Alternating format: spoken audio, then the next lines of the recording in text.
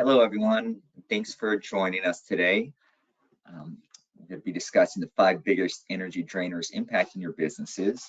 We'll give it a few more minutes for some more people to arrive. There's a little bit of some latecomers, so just be a couple more minutes, but thank you.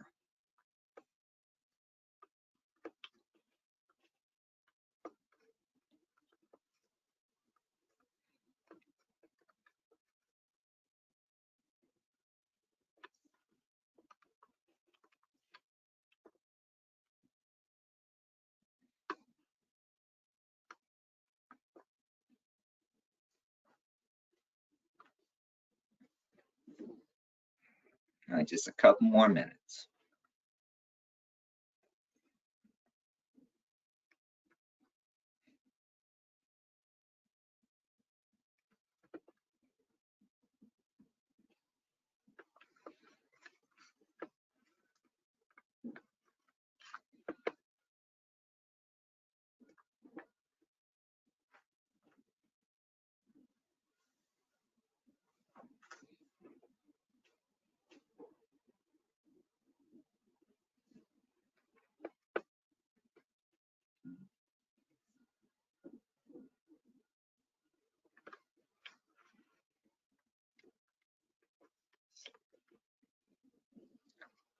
Okay.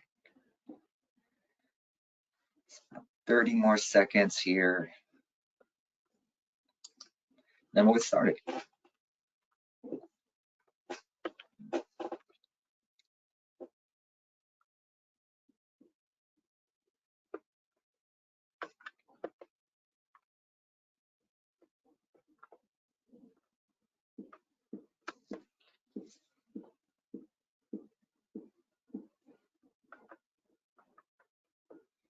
Okay, why don't we go ahead and get started. Again, thanks for joining us this morning. Happy Monday to you all. And yeah, so we're going to be discussing today the 5 biggest energy drainers impacting your business. And I really appreciate all of you coming and being a part of this morning. So thank you very much. And can we go to the next screen, please?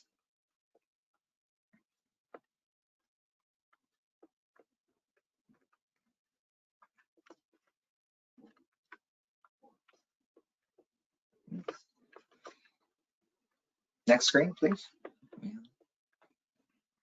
Oh. Thank you. Yeah, awesome. Okay, so my name is Russell Stevens, and I'm with CEMS, and CEMS stands for Comprehensive Energy Management Solutions. And so CEMS was chosen as the implementer of SDG&E's energy efficiency program for large commercial customers. So I've been helping many businesses in the SDG&E territory save energy through energy management consultation and energy efficiency rebates and incentives. So with me today is my colleague, Andrew Guerrera, also with CEMS. And Andrew will be monitoring the chat to help answer any questions that might come up during the presentation. So he'll be looking out for any questions you have, and feel free. But we also will be having a Q&A time after the presentation to kind of officially address the questions, and Andrew will be helping out with that as well. So as these are the weeks leading up to Earth Day, I'm honored to be here speaking about the important topic of energy savings, and grateful to be part of the San Diego Green Building Council Sustainable Building Week. So we all know that one of the biggest environmental issues of our time, if not the very biggest, is climate change. And we all would like to protect our planet by reducing greenhouse gas emissions. So this is as important to policymakers and the business sector actually as it is for you and me. SDG&E plans to achieve net zero energy by 2045. And then the city of San Diego has an even more ambitious goal of net zero energy by 2035, so 2035. But so the question is, though, how can we do this? What are the solutions?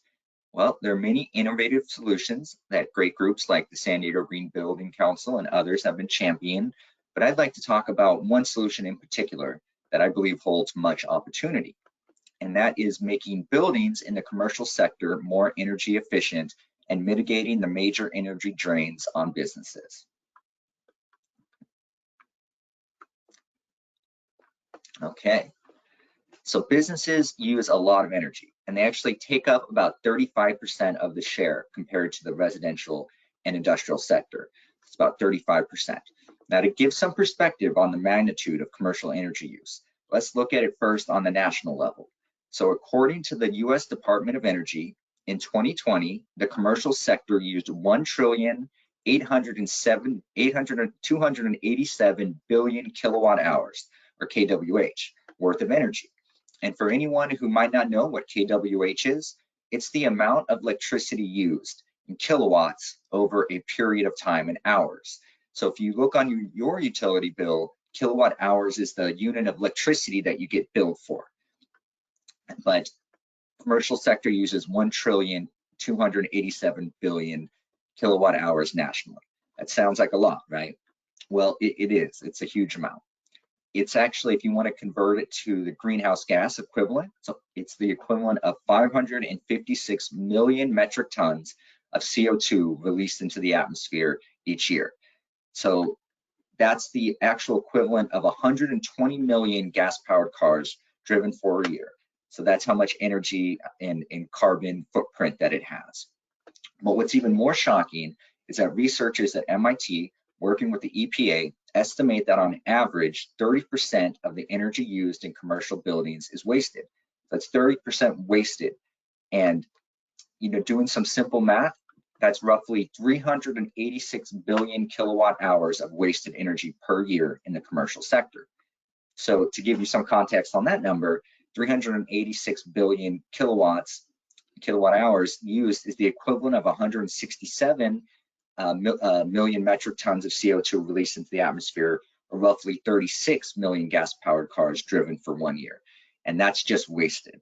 So, the key is, how can we find a way to waste less energy and thus take all of that greenhouse gas, all that CO2 out of the atmosphere and help curb climate change?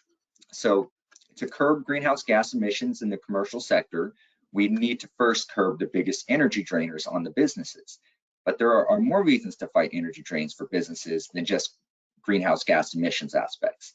So which will make it even more vital to understand and identify and solve in our business landscape.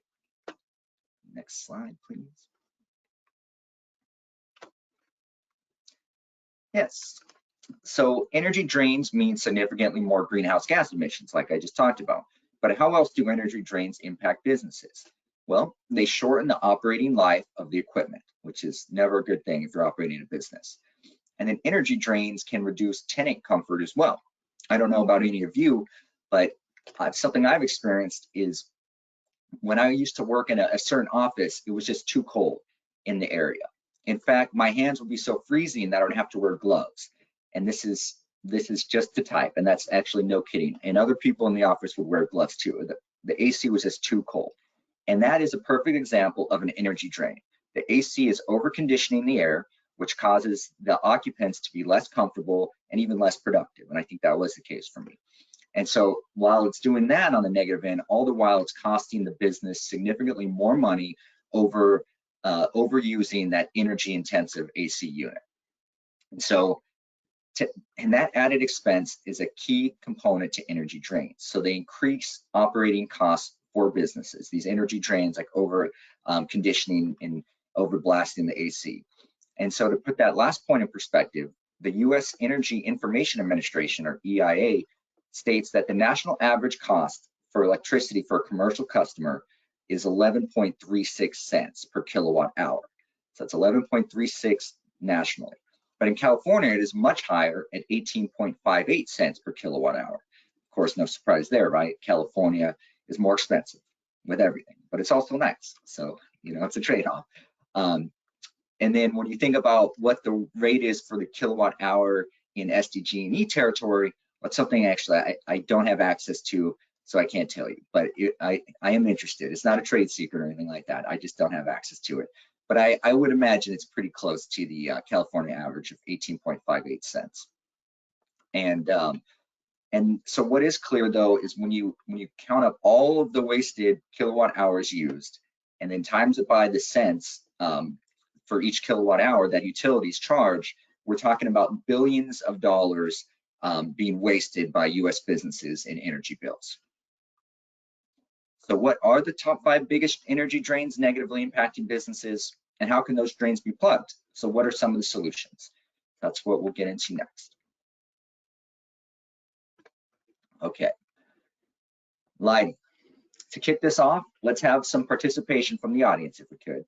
So we're going to ask you a superficial poll question to test your commercial building energy know-how.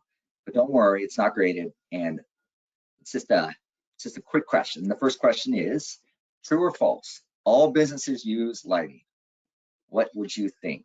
Do all businesses use lighting? We'll give a few seconds for everybody to rack their brains and figure out the answer to this doozy of a question. All right, I think, we have maybe some people being a little funny, but yes, so 75% say true, 25% say false, but obviously 100%, right? All businesses use lighting. So it's not surprising, that because every, offices and businesses of all types use electricity to power their lights.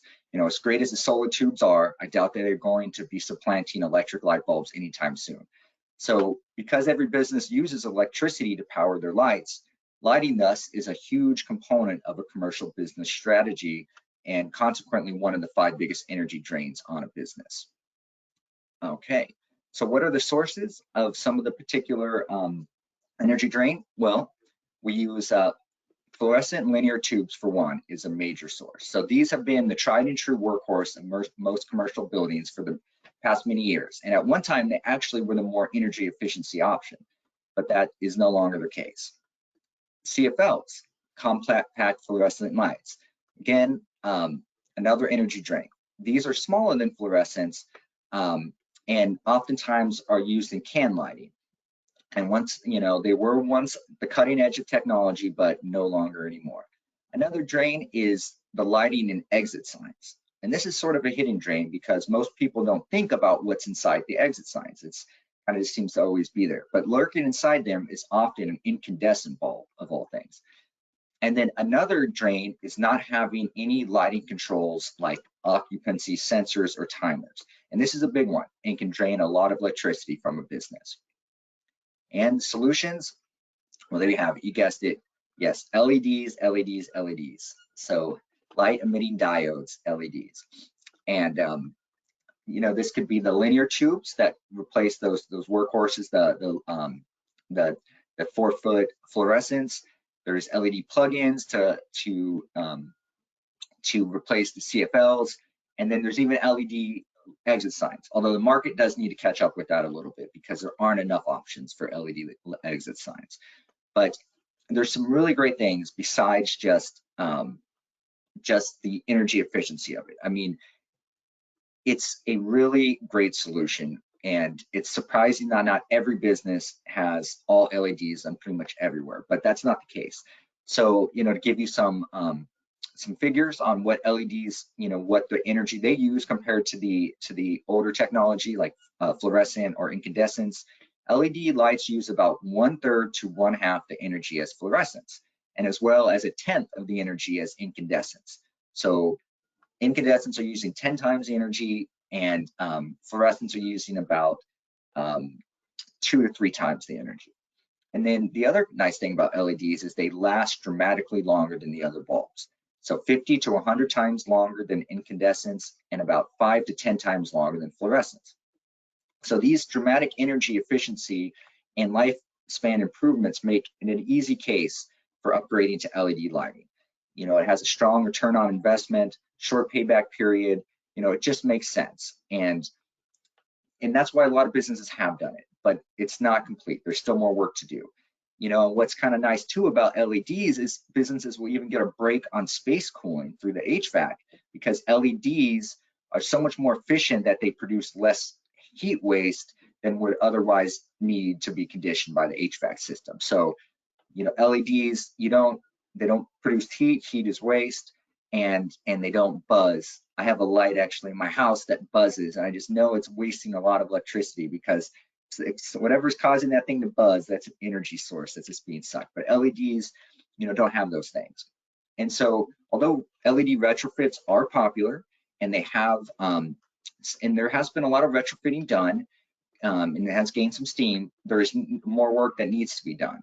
So based on a 2018 study done by the EIA, 68% of businesses still use fluorescent bulbs, and 19% still use incandescents, if you can believe that. So as hard as that is to believe, especially with the incandescents, I think the culprit probably is the exit signs for the incandescents. But just imagine if all 68% of the businesses switch from fluorescent to LEDs. That would represent a big plug to the lighting energy drain. So that's huge. That's hundreds of millions, if not billions, of kilowatt hours saved and millions of metric tons. But in addition to the types of bulbs, the installation of lighting controls can be a big help to curb a business energy drain due to lighting. So especially useful are occupancy sensors and timers. So they keep businesses from the waste created by leaving the lights on in areas where there are no occupants. So let's take this example for quick example. So a medium-sized office building is considered maybe about 200 linear fluorescents. So those classic ones that you see in all the offices. So if this building had fluorescent tubes and no lighting controls, so this business obviously has not upgraded their lighting for a while, what would happen if the last person who leaves the building never turns their lights off at night and also left them on over the weekend? Well, it would add roughly for that one business 60,000 kilowatt hours per year of energy use, which equals the carbon equivalent of 9.1 gas-powered cars driving for a year on the road. That's 4,750 gallons of gas. All of that is just from one medium-sized business leaving their lights on.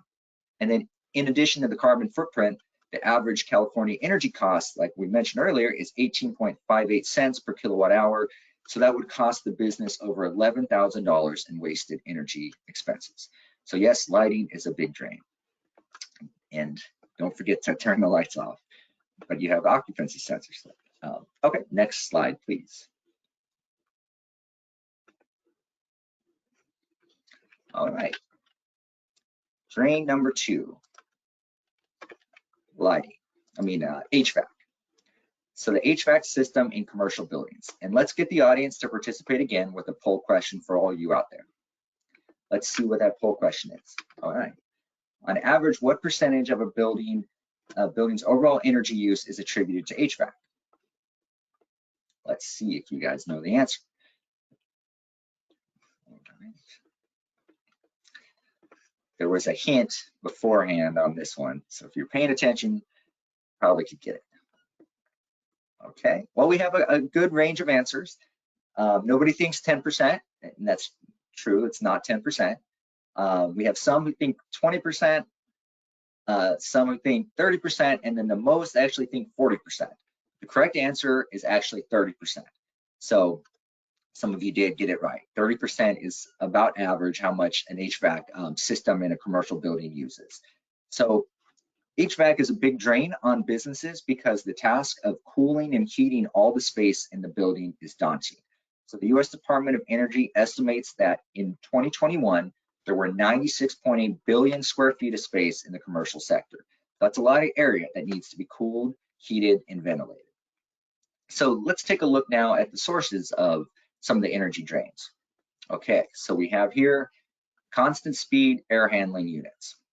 So the air handling units are the workhorses of the typical commercial building for the HVAC, and many of them are not optimized for peak efficiency and have a one-size-fits-all approach to providing conditioned air to the workspaces. Okay, another source is old split and packaged AC units. So many AC units in commercial buildings in the United States, whether split or packaged, are older units that are not operating efficiently. The EIA, the U.S. Energy Information Administration, estimates that AC units older than 20 years, so 20 years old or older, are 15 to 20% less efficient than newer models. And then units older than 50 years, and there are a lot of them out there actually, I've seen, well, not a lot, but more than you would think. And they're over 50% less efficient. So those old units are a source. And then also a source of energy drain is the HVAC equipment that is not regularly, that is without digital device control. So without any kind of smart system. And that's a really important one. That's where HVAC's going. You want it to have controls. So the ones without are an energy drain. And then another source of energy drain is the HVAC equipment in poor repair, or one that is not regularly serviced and taken care of. So it's kind of interesting, based on the U.S. Department of Energy's commercial end-use survey from 2018, only 60% of businesses perform regular maintenance on their HVAC equipment. So there's a lot of, that 60%, some means 40% are not. So going over to the solution side now, what can we do? All right, so we can install variable speed drives or variable speed fans, VFDs and VSFs. So this is a real standard upgrade that you can make to your HVAC system to make it more energy efficient. So this is actually the first thing that I look at almost when inspecting a commercial customer's HVAC equipment. And the whole idea of a variable speed fan is based on the principle that the speed of the fan doesn't have to be going full speed 100% every time that it's turned on. So depending on the load requirements, such as the occupancy level or the temperature set points, the fan motors can stage down and consume less energy. So this is a really important part of energy efficiency for HVAC. And then also a very significant solution is utilizing demand control ventilation. So demand control ventilation is really coming, is really a pretty new thing, and it utilizes variable speed drives. It utilizes controls and in a smart system, and it's all based around the fact that the code requires a certain amount of air changes per hour. So that's called ACH. So for the entire, that means the entire volume of air inside a room has to be flushed out and replaced with fresh air from the outside, at certain intervals. And of course, that takes a lot of energy to move that air around. So to flush all the air out and replace it with fresh outdoor air. And these are the code requirements. So, and so businesses have to adjust for that. And so how a lot of businesses do that is they just take, because they don't have any way to moderate or change the speed or control of the system. They always have most HVAC systems are always supplying enough outside air to fulfill the requirements when the room is at max occupancy. So this is wasting energy because the rooms may only be at half occupancy or maybe totally empty. So you don't have to run the system as though everybody, it's at max occupancy, but that's what they've had to before.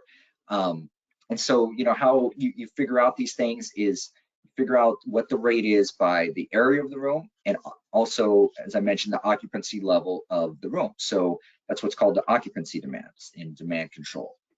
So what demand control ventilation utilizes are occupancy sensors, either by detecting CO2. So this is pretty cool stuff, either by detecting CO2 or by visual cues such as camera and like counting. It informs the system of the occupancy level of the room. And so once the system, based on either CO2 or the visual cues, it then tells the system how much air to blow, to just blow enough air to meet the load requirements of that specific moment. So no more and no less than needs to be. So this saves a lot of energy, obviously. And there's also a nice part about demand control ventilation is some of the more advanced systems, they utilize not only the CO2 sensors, but also pollution sensors. So it can take a real-time reading of what, a particulate matter, ozone, a different volatile organic compounds, and it can give you a live reading or give the system, and then based on that reading says, I need to pump more outside air to flush it out and to make the air, healthy or not. And so it's really an interesting thing, if you ask me. And that all saves energy on top of being more comfortable, healthier, it saves energy. And then the other solution is install airside economizers and other set points. So what airside economizers are is they're on air handling units, and they're a great way to plug the energy drain of the HVAC system. So especially in temperate climate like ours, so it's very, very applicable to our climate. So what an economizer does is it measures the temperature of the outside air. And if the outside air is cool enough, it will let more of the air in from the outside, as opposed to conditioning the air from that's kind of the returning from the inside. So really what this is it takes advantage of free cooling. So the energy draining AC compressors don't have to run as often. So economizers, if the air outside is cooler than the air inside, and this is for temperate environments, so even though it's not necessarily cold or hot, there's a lot of heat generating activities that go on, appliances, computers, humans, of course, and this all generates heat, so that you have to do something with that heat. And the old system without economizers would just send it through the air conditioning. Let's just blast it through, compress it, send it through the refrigeration cycle, and that uses a lot of energy. But here with the economizer, it says, hey, wait, the outside air is cool enough to actually meet that requirement to bring it down to a comfortable temperature. So that's a great way to plug those energy drains. And then a simple solution is to make sure that to service the AC equipment regularly. So we talked about not everyone does, and in particular, businesses should clean condenser coils, replace air filters, and make sure there are no leaks in the refrigerant piping or the ductwork. So as you can see, having the HVAC be smart, which logic controllers, makes a big difference. But that's kind of hard for smaller businesses. So variable speed drives and regular maintenance will help out for the small business to plug the HVAC energy drains. Okay, going on to the next one. Okay, refrigeration. Now we come to energy drain number 3, refrigeration. And of course, we'll need to have some audience participation with our super scientific poll questions. So what do we have here? What is the lifespan of a typical commercial refrigeration unit? We have different options. Let's see what the answers are.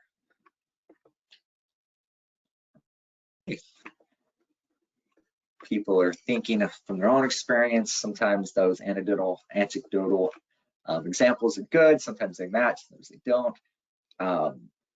Okay, awesome. Looks like we have it. So the majority got it correct. 63% had it as 10 to 15 years. So that is the correct answer. And then a few of you thought 5 to 9, 16 to 20, and 20 plus years. Sure, there are ones that last 20 plus years, but that's the average one. Okay, so let's look at some of the sources then of the refrigeration energy drains for businesses. So we have old refrigerated display cases. So you might not know this, but it's when you go into a dairy section of a grocery store and you open those cold doors for the cold storage, there are these things called anti-sweat heaters on the sides of them, and what they do is they make it so that the window doesn't fog up, and that takes energy. So old refrigerated display cases kind of have old anti-sweat heaters that use more energy because it has to heat. That's what it is, the heater. And so anytime you heat with electricity, it can be an energy drain. So you want the most efficient ones. Another source is the walk-in coolers leaking cold air. So this can be a case of the door not shutting all the way, the gaskets and the seals not being fully closed and fully airtight. And then other sources for refrigeration energy drains are condensers and compressors not being optimized. So there's a host of things. It's kind of like we were talking about with HVAC.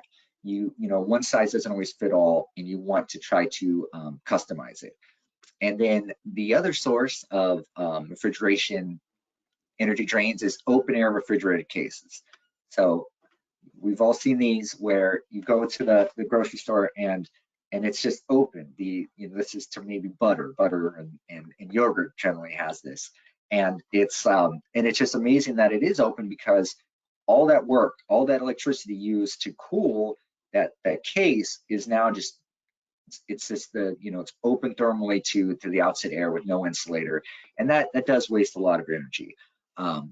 So let's look at some of the solutions for these. So we have for the old refrigerated display case, so we have anti-sweat heater ash controls, and there are this is a little bit of a costlier one, but there are rebates and incentives that we can actually help you with that make it really affordable, and we'll talk more about that a little later. But that is one option to solve that energy drain, is anti-sweat heater ash controls. And then another one is automatic door closers, and this sounds, it's very simple, but it's very effective. And it's when you have a walk-in freezer or cooler, if you just let the door this release it, it will automatically close. It doesn't use any electricity. It's a hydraulic, totally separate thing, and it's pretty neat. And it can save tens of thousands of kWh per year, so it is effective. And then there's electrically commutated motors instead of the shaded pole motors for walk-in coolers. And then there's also, instead of having the open air, there's the reach-in display cases. So you want to close it out, put glass, put something that insulates it so that it's not just cooling the environment. And again, that can be costly to make the conversion, but there are rebates and incentives for that we can help with. Okay, we'll go to the next one, please. Okay, drain number 4, water heating. All right, now we have our poll question for the audience, of course. True or false? Boilers were invented over 150 years ago.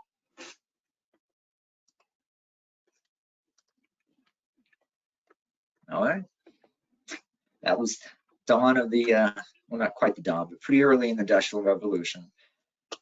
And okay, we have a few. Okay, pretty much everyone. Okay, so yes, we have true. It was true. It was invented over 150 years ago. And the reason I mentioned that is that it's old technology. So we have the gas-fired boiler that is just burning away, fossil fuels, natural gas, and it's old. It's a very old technology. But thankfully, there have been some more recent developments in water heating that makes the process much more efficient, although there are still a fair share of old industrial boilers still firing away out there. So let's go through the sources now. And one thing, though, I do need to mention before we go into the sources is when you look at pie charts, you'll see that water heating only uses a small fraction of the electricity in the commercial sector. So, you might think, well, maybe it's not that big of a deal, but it actually is a big deal. It only uses a fraction of electricity in typical business because it is most water heating is done by gas and not electricity. So when we factor in the gas energy and convert it to electric work energy, it actually turns out that water heating on a national level uses about 231 trillion kWh per year, according to the US Department of Energy. So it is a big slice of the pie too. So let's look at some of those energy drains now. Okay, we have the old gas-fired boiler. Yep, it's wrong. Well, it's not wrong, but it's got a couple issues with it, right? It's probably inefficient because it's old, and it's also burning gas, and so there's probably leaking gas too, or leaking exhaust. You never know with some of those little ones, but they're still out there. Okay, another source is storage water heaters. So storage water heaters use a little bit more energy than a tankless water heater because it has to keep the stored water at a constant temperature, and so it requires a lot of heating to maintain that temperature.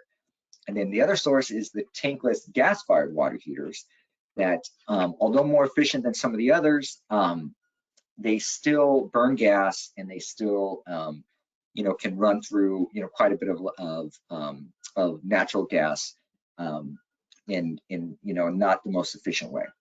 And then another source is the heat loss in hot water supply pipes. So You can imagine, you know, when you move hot water from one source to another, it is, you know, and it's exposed to the ambient air, some of it is lost in thermal radiation. So you get heat loss from that, which means the system has to work harder to make up for that heat loss by burning the gas to get the heat. Okay, so what are some of the solutions now? Okay, so sticking with gas, we have the high efficiency condensing boilers. So these, even though they're still gas, and so, you know, they could be improved, at least they're exceptionally high efficiency. So with condensing boilers, you can even get, you know, average is about 95% efficiency rating. Sometimes you can get 99% efficiency with condensing boilers, which is pretty amazing that almost all of the energy that flame burns is going into that water. So the technology has gotten better. It's not the 150-year-old technology that has started out, although some of it's closer than you think. Okay, and another solution is BMS heating on demand tankless water heaters. So this is more this is an improvement over the storage water heaters. So heating on demand actually uses less energy because it doesn't have to. It only heats when there's a draw. So when someone turns on the faucet, or if there's a process going like a dishwasher or something like that, it only turns it on at that point. And so it doesn't waste heat and energy by keeping a vat warm. So another one is high efficiency electric heat pump water heaters, and this is exciting because this is when you can convert a gas-fired water heater to electric. And there are some very good models out there. It's a new technology for sure, and there's a lot of interest in that. So there are high efficiency electric heat pumps. So they utilize, you know, they utilize a more, I want to say, nuanced cycle than just burning gas, and they're very efficient as well. And they actually can be more efficient than any of them, you know, if they're configured the right way. And then the last solution is to insulate hot water piping. So pretty simple. You have heat escaping from the pipes, put some insulation on there, and get it going. And you know, one thing to mention too about this that I didn't put up there is that, you know, this also can be controlled by a BMS system, so business management system or control system for the hot water system. So it's more of the smart design, and it can make a big difference because it can change set points to more realistic for one, and not so energy intensive. And one example is if you're at a business and you might say a business it's maybe a restaurant, and so it's doing a lot of different things. It has hand washing and it has dishwashing. So traditionally what you would have is a set point of 160 to 180 because it needed to supply that kind of heat to sanitize the dishwashing. So it always has to be at that heat. So you imagine it's just burning away to get higher. The higher the energy, the higher the temperature, the more energy it needs, obviously. So that 180 though is overkill for hand washing, and so you have to actually, you know, blend the hot water with a lot of cold water when you're washing your hands, or you'll be burned. And so that is just inefficient, and so utilizing BMS and set points, you can have systems where it'll stay at about 120, which is more for hand washing, until there's a cycle of like a dishwasher or something that's kicking on, and it knows, okay, for this time when the dishwasher is running, it needs to go up to 160 or 180 for sanitation.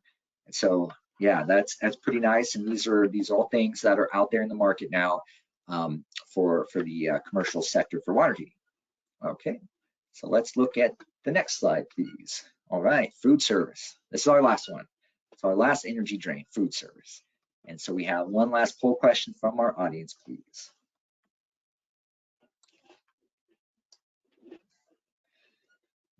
What unintended ways does old food service equipment drain a business resource? We have 3 different choices. older electric resistance, gas equipment heats food slower, radiant heat from inefficient equipment means more HVAC use, and constant speed fan systems can waste 2/3 more energy. So what's the answer?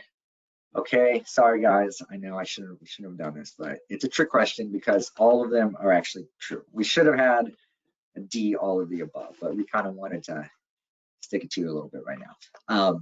And so that is a trick question. They're all true.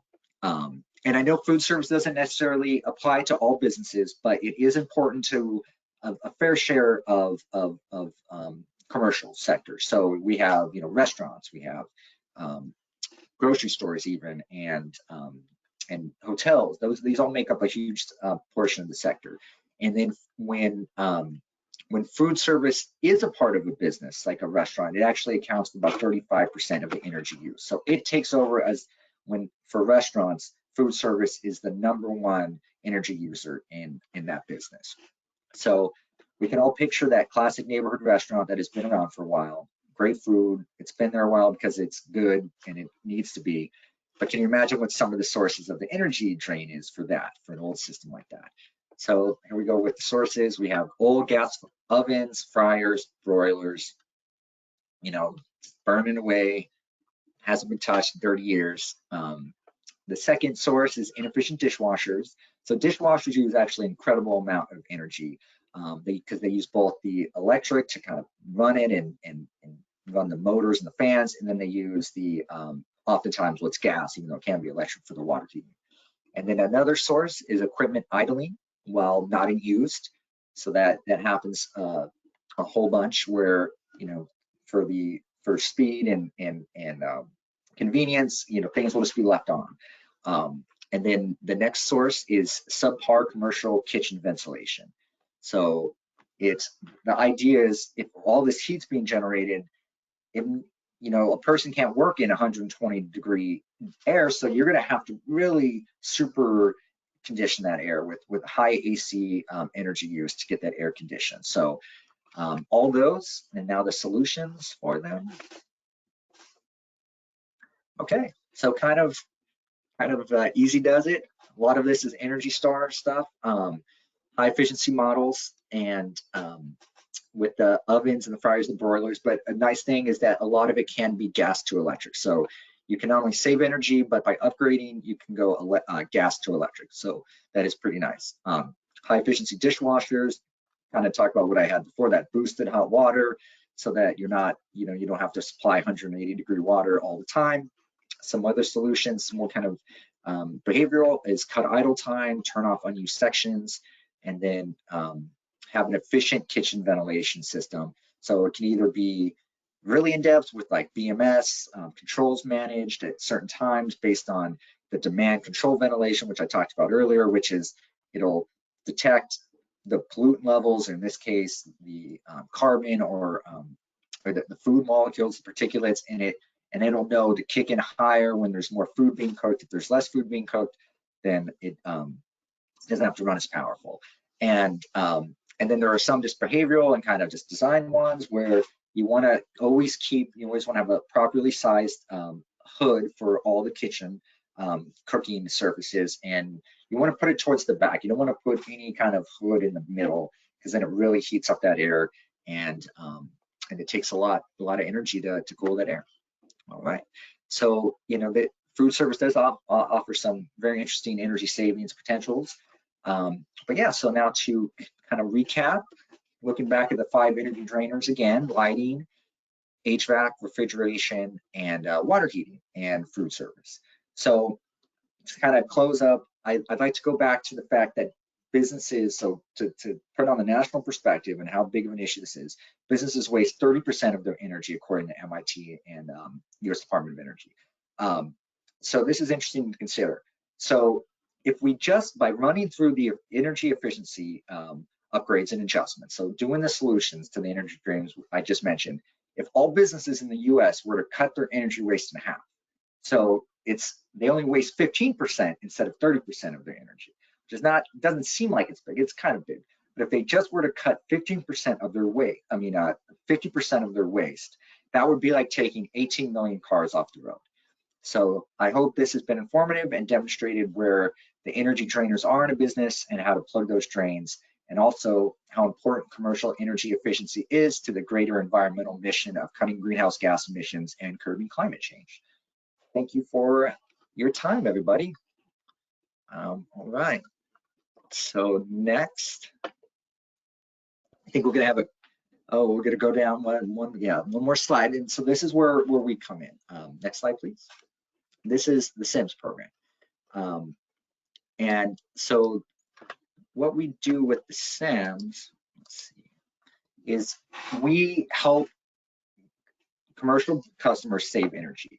So we do it in a variety of different ways. And the big one is rebates and incentives. So for almost every one of those solutions I mentioned, which significantly saves energy and cuts costs, we actually can provide a rebate or incentive for it. So you save energy, you help the environment, you cut your costs, all those things, and you actually get paid by us. And the great thing is we make it very easy.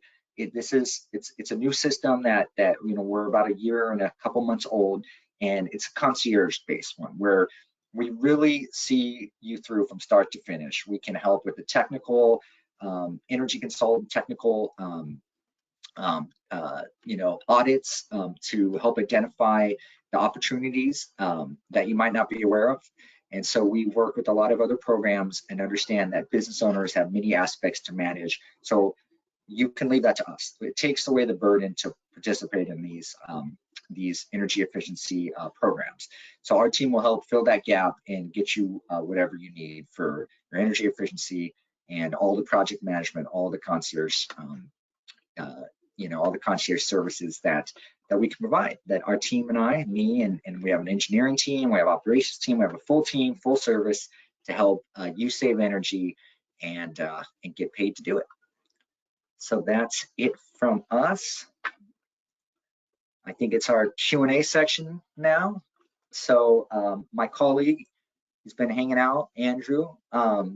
He's gonna monitor the chat, see if there's any questions that might have come up, and he's going to ask me, and then I will answer. So that's my ability.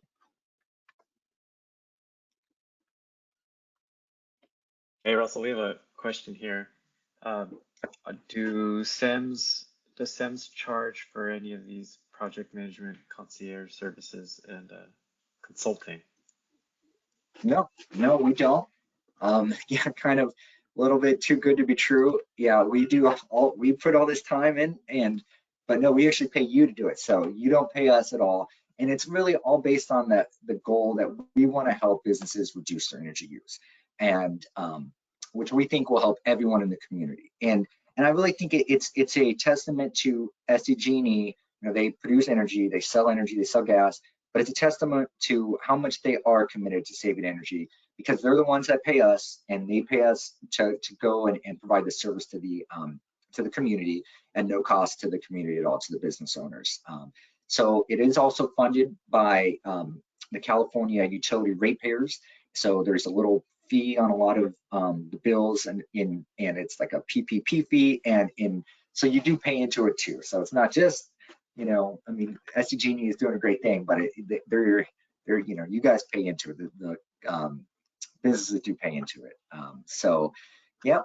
So customers who choose to participate in the program are not obligated to purchase anything either. So you don't have to go with we're not trying to, I one time had a water leak in my house, and before long I called a plumber to take care of it, and he had a restoration guy come in and do it, and he was going to bring in all his buddies to come take care of it. No, it's nothing like that. You guys, if you have a vendor that you like, a contractor that you like, we'll go with yours.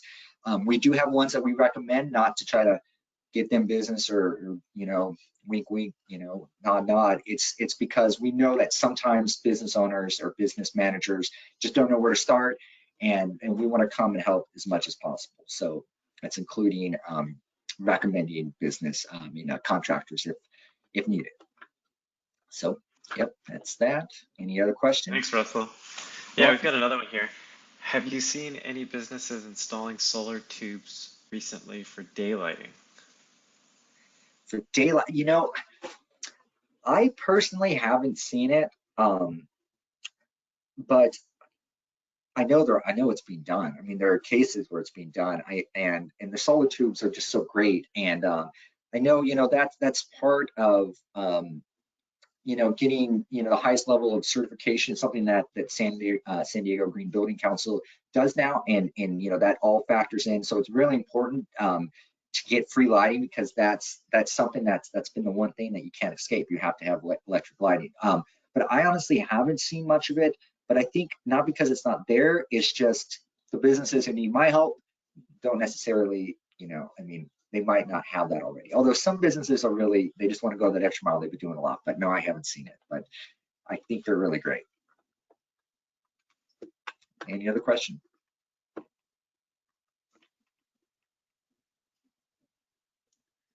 Yeah, we got one here. What kind of businesses does CEMS serve? Okay, good question. Good question. So yes, there is a difference. So CEMS is different from a small commercial program. So we serve businesses that have a demand over 20 kW. So what that is, so kW is different from kWh, or kilowatt hours, in that this is at any one moment, your kW is how much energy, when all of your appliances are on, or in the normal course of your day, your operating day. If it's over 20 kW, then you're considered a large commercial customer, and that's who we serve. So and it has to be over a 12-month period. So, this includes on the lower end, convenience stores, liquor stores, gas stations, and then it also goes all the way up to SeaWorld and, big data centers like AT&T, huge buildings like, Hilton Bayfront downtown, these huge hotels. And so, we're here for everyone though, but we do cater to only the large commercial, which is higher than 20 kW. And that actually brings up a good point I didn't mention that it's worth saying, it's definitely worth saying, is that a lot of this too, all of this energy efficiency, it reduces your demand. So it's not just how much energy you use, but it's how great your demand is at any one time. And that is key for businesses, because that's actually what SDG&E is almost more interested in, because they need to worry about if all businesses happen to be at max demand, maximum kilowatt at one time, they have to be prepared for that. Even if it's 1 out of a million, that all the businesses in the territory are up in their peak demand. And so they have to really oversize their equipment to be able to handle peak demand. And so because it's so costly for them, they pass that rate down, and that kind of almost surcharge, not a surcharge, but it's a much more expensive there's tiers, and if you can keep your peak demand below a certain tier, it can save you. I've seen an incredible amount. It can double bills if you go from one tier to another. It's just the difference of maybe having, one oven on, or electric oven on, and it's so that's a big reason why you want to cut your energy use, not just for the savings and consumption, but also for the demand, because that is becoming a bigger and bigger deal, trying to lower demand. Okay. Any other questions? There's another one here. Is there someone that can help me calculate energy savings for my project? Yeah.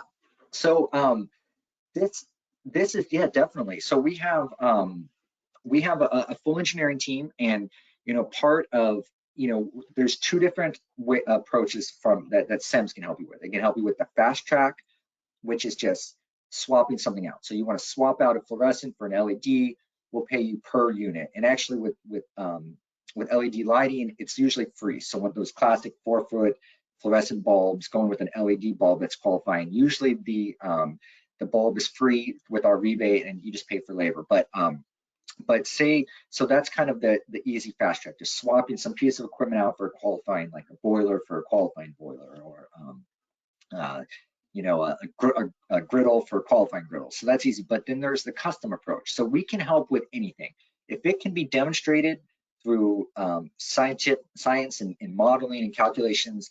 We can pay incentives for it. So if there's something that needs to be calculated.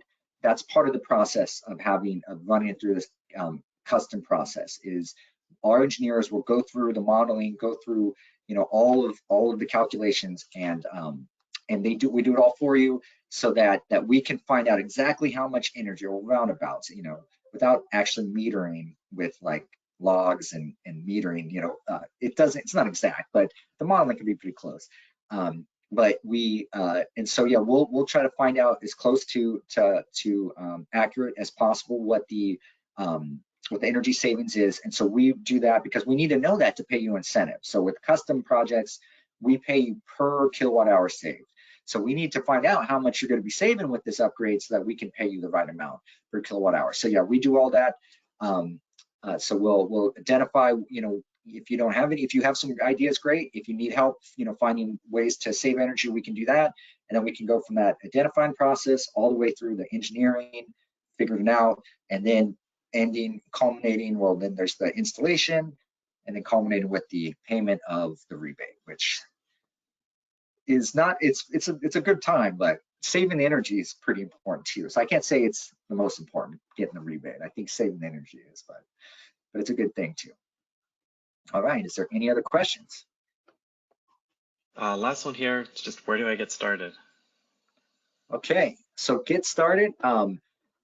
You call us. You can call me. Let's see if maybe we'll go to the next slide here, please. Yep, there I am. So you can call me and or email me. And so that's all you have to do. We can come, we'll make it work according to your schedule. We can do a phone call if that's what you have time for. I'd be happy to come out and take a look at the site and kind of identify, where the opportunities are based on my experience. And then if, after talking with you, kind of seeing what you want to do too, then we can move to the next step of bringing one of our engineers in to really start to get the thing moving. And this is all on your time. We'll do the work. We remove the burden to participate. I think that's the great thing about CEMS versus maybe other programs which weren't third party, which were kind of from the utility. Is there was a burden to participate. We've really lifted that burden. And because we take that legwork, we take that paperwork on. But to answer the question, yeah, just email me, call me, or you can go onto our website, and there's a sheet like contact us form that you submit, and then that'll go through to our operations department, and you will be connected with someone who can help you. All right, any other questions? That's it for questions this morning. All right. Well, thank you, everyone. I'm really happy to have done this, and I don't get to see you guys out there, but I know you're there. But thanks for being here with me and with us. And I hope this was informative and helps you. And please feel free to call or contact me or any of my colleagues at CEMS program in any way. We're happy to help. Okay. Thank you, guys. Have a good day. Look forward to hearing from you in the future.